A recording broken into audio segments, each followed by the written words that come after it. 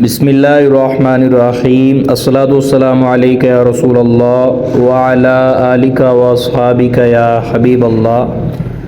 آج ہمارا lesson number 5 ہے اور بہت ہی اہم ہمارا آج کا لیسن ہے۔ قرآن پاک میں کون سے حروف کو لمبا کیا جاتا ہے اور کن حروف کو لمبا نہیں کیا جاتا، اس حوالے سے آج ہمارا لیسن ہے۔ پچھلے جو ہم نے لیسن پڑھے تھے وہ سمپل تھے، زبر زیر پیش کے حوالے سے، اور ان کو نارمل انداز میں پڑھنا تھا، نہ ان کو لمبا کرنا تھا، نہ ہی ان کو جھٹکا دے کر جو ہے وہ پڑھنا تھا، بلکہ نارمل انداز میں پڑھنا تھا۔ امید ہے آپ نے ان تمام لیسن کو سن لیا ہوگا اور اس کی پریکٹس بھی کر لی ہوگی۔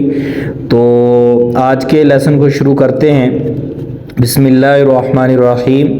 آج کا ہمارا لیسن جو ہے یہ حروف مدہ کے بارے میں ہے۔ حروف مد کا مطلب ہوتا ہے لمبا کرنا، کھینچ کر پڑھنا۔ حروف مدہ کا ہمارا لیسن ہے۔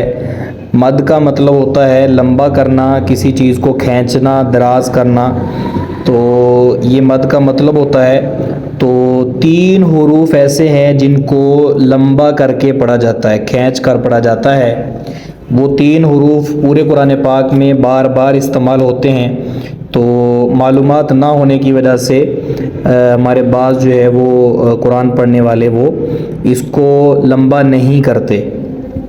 تو یہ 3 حروف ہیں جن کو حروف مدہ کہا جاتا ہے، یعنی لمبا کر کے پڑھنے والے حروف۔ یہ 3 حروف کون کون سے ہیں؟ الف ہے، واو ہے اور یا۔ یہ 3 حروف الف، واو اور یا، ان کے پیچھے کوئی بھی حرف ہو، تا ہو، جیم ہو، خا ہو، ذال ہو، جتنے بھی آگے حروف آ رہے ہیں وہ چینج ہوتے رہیں گے، لیکن الف، واو اور یا یہ اسی حالت میں رہیں گے، تو ان کو لمبا کر کے پڑھیں گے، ان کو حروف مدہ کہا جاتا ہے۔ تو ان کا اصول کیا ہے؟ الف سے پہلے جب زبر ہو، الف سے پہلے جو حرف ہے اس کے اوپر جب زبر ہو تو الف کو لمبا کر کے پڑھا جاتا ہے۔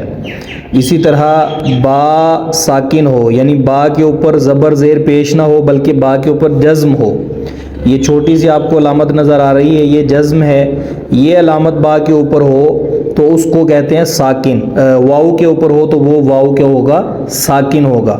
یا کے اوپر ہو تو وہ یا ساکن ہوگا۔ اسی طرح کسی بھی حرف کے اوپر ہو تو وہ حرف کیا ہے؟ ساکن ہوگا۔ تو واو ساکن ہو، یعنی واو کے اوپر زبر زیر نہ ہو بلکہ یہ جزم ہو اور اس سے پہلے حرف کے اوپر پیش ہو، تو اس واو کو لمبا کر کے پڑھیں گے، اس کو واو مدہ کہا جاتا ہے۔ اسی طرح یا ساکن ہو اور یا سے پہلے حرف کے نیچے زیر ہو تو یا کو لمبا کر کے پڑھا جائے گا، اس کو یا مدہ کہا جاتا ہے۔ یہ تینوں جو ہے وہ اس کی تعریفات اس لائن میں بھی لکھی ہوئی ہیں۔ الف سے پہلے زبر ہو تو الف مدہ ہوگا، یعنی الف لمبا ہوگا۔ واو ساکن سے پہلے پیش ہو تو واو مدہ ہوگا، یعنی واو کو لمبا کر کے پڑھیں گے۔ یا ساکن سے پہلے زیر ہو تو یا مدہ ہوگا، یعنی یا کو لمبا کر کے پڑھیں گے۔ اچھا، اس کو کتنا لمبا کر کے پڑھیں گے؟ تو حروف مدہ کو 1 الف یعنی 2 حرکات کے برابر کھینچ کر لمبا کریں گے۔ یعنی پیچھے ہم نے ایک حرکت پڑھا تھا، با کے اوپر زبر، با زبر با، یہ ایک حرکت ہے، اس کو ڈبل کر دیں تو یہ بن جائے گا با۔ تو اتنا 2 حرکت کے برابر اس کو لمبا کریں گے، 2 حرکات کے برابر اس کو لمبا کر کے پڑھیں گے، یعنی ڈبل کر دیں گے۔ پچھلا جو ہم نے زبر زیر پیش والا پڑھا اس سے ڈبل کر کے پڑھیں گے، تو یہ 1 الف کہلاتا ہے 2 حرکات کے برابر۔ اس کو بھی آپ سمجھ لیجئے، یاد کر لیجئے۔ تو یعنی اس کو 1 حرکت سے زیادہ لمبا کر کے، یعنی ڈبل حرکت کے برابر اس کو پڑھا جائے گا۔ آئیے اس کی مشق بھی کرتے ہیں، امید کرتا ہوں کہ آپ کو یہ چیزیں یاد ہوگی۔ اس کو اچھے طریقے سے ذہن میں رکھ لیجئے۔ پہلا سوال یہ ہے، حروف مدہ کتنے ہیں؟ حروف مدہ 3 ہیں۔ کون کون سے ہیں؟ الف، واو اور یا۔ اچھا، دوسرا سوال یہ ہے کب یہ مدہ ہوں گے؟ تو الف سے پہلے زبر ہو تو الف مدہ ہوگا، واو ساکن سے پہلے پیش ہو تو واو مدہ ہوگا۔ یا مدہ کب ہوگا؟ یا ساکن سے پہلے زیر ہو تو یا مدہ ہوگا، یعنی یا کو لمبا کر کے پڑھیں گے۔ تو یہ قرآن پاک میں بھی حروف کے ساتھ مل کر آ رہے ہوتے ہیں. انشاءاللہ آپ کو قرآن پاک میں بھی نشاندہی کروائی جائے گی. تو یہاں اس کی پریکٹس کر لیتے ہیں. بسم اللہ الرحمن الرحیم. با الف زبر با با واو پیش بو با یا زیر بی. تو اب اس کو رواں پڑھیں گے تو لمبا کر کے پڑھیں گے. با بو بی. تا الف زبر تا تا واو پیش تو تا یا زیر تی.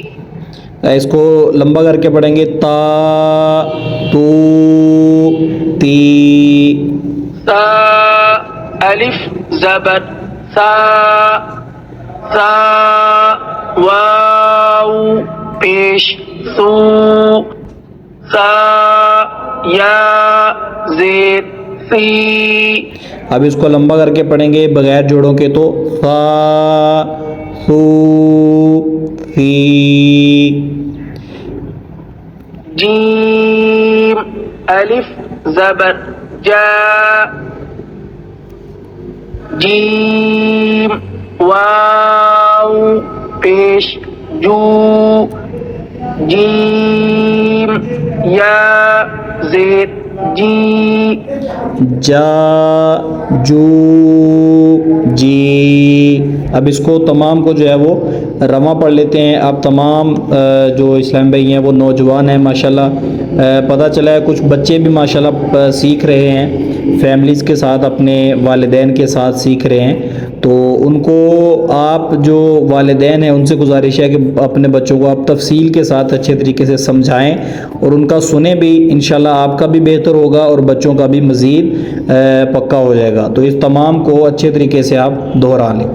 ہا ہو خی خو خو خی دا دو دی ذا ذو ذی را رو ری زا زو زی سا سو سی شا شو شی صا سو سی ضا دو ضی طا تو طی ظا ظو ظی عا عو عی غا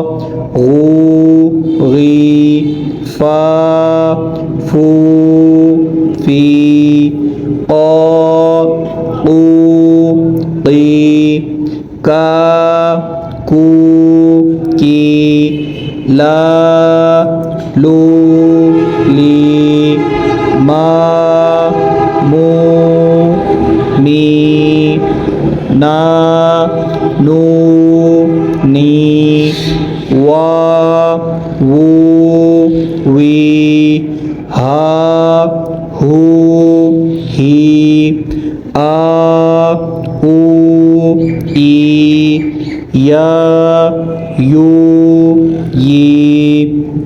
یہ تمام تختیاں ہم نے اچھے طریقے سے اس کو جو ہے وہ پڑھ لیا ہے. آپ بھی اس کو پریکٹس کریں, بچوں کے ساتھ اس کو پریکٹس کریں. اللہ تبارک و تعالی ہمیں درست قرآن پاک پڑھنے کی توفیق عطا فرمائے. آمین بجاہ نبی الامین صلی اللہ تعالی علیہ وآلہ وسلم.